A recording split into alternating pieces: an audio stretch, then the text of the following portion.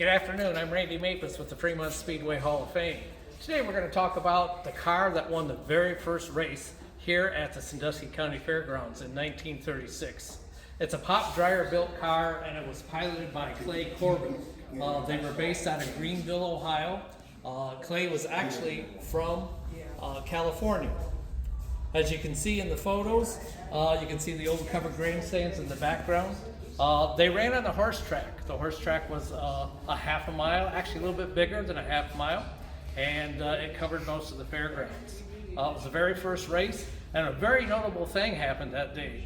There was 40 men and boys who decided that they didn't need to buy a ticket, and they climbed up on one of the barn roofs, and it collapsed. And they had a tragedy. No one was really injured, but they hauled most of them to the hospital to be checked out with stitches and that type of thing. But this is a very good piece of history. We're the only museum that can claim that we have the car that won the very first race at their Speedway.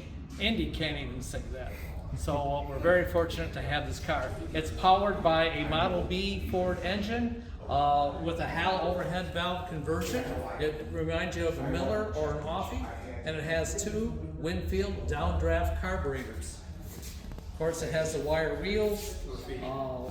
We have it running this spring, and it's a very angry 4-cylinder motor. It's 200 cubic inch, and it produces 250 horsepower. It's an awesome piece. The Danny Smith car. This is Gambler #1 by C.K. Spurlock when he started the Gambler cars. And very fortunate to have this in the Hall of Fame. It is chassis #1 of the Gambler Chassis Company, and it was sponsored by Kenny Rogers. C.K. Spurlock was a talent agent, and he put this team together and built these, and Danny won a lot of races in this car. Danny was reunited after 50 years on August 2nd. He drove this car to a feature win here in our vintage feature, and he looked awesome and the car performed flawlessly. This car is a Steve Kinzer car, and it's the 1978 World of Outlaw champion. That was the first year of the World of Outlaws. That year, Steve used two different cars. This is a car that he ran in the later half. It was a lighter weight Mitchell chassis.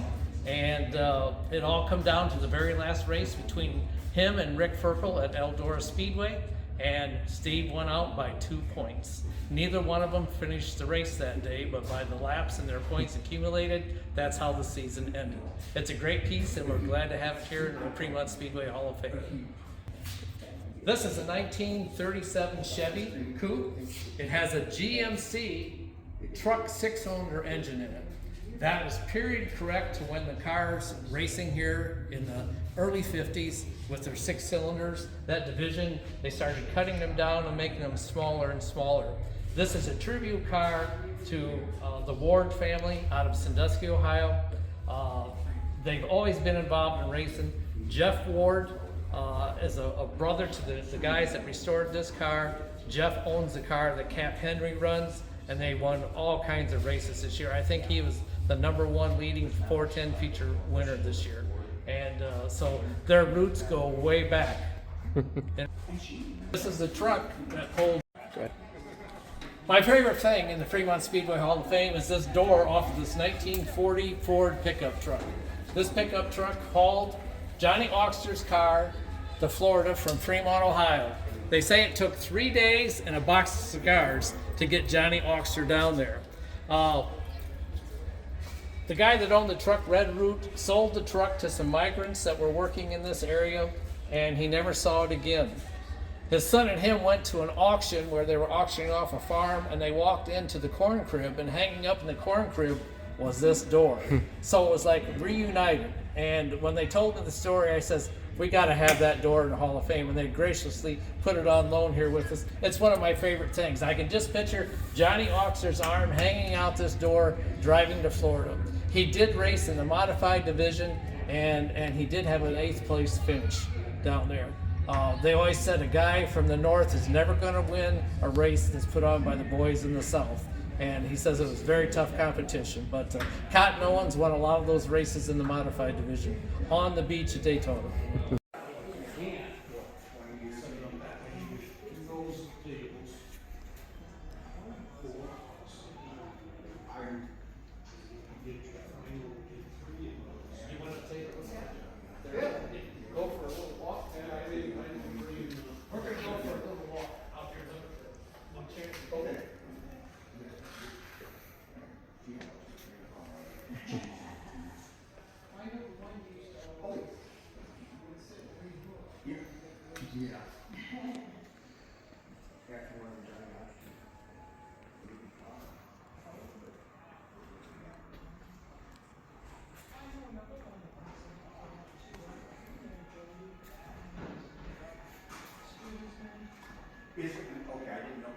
When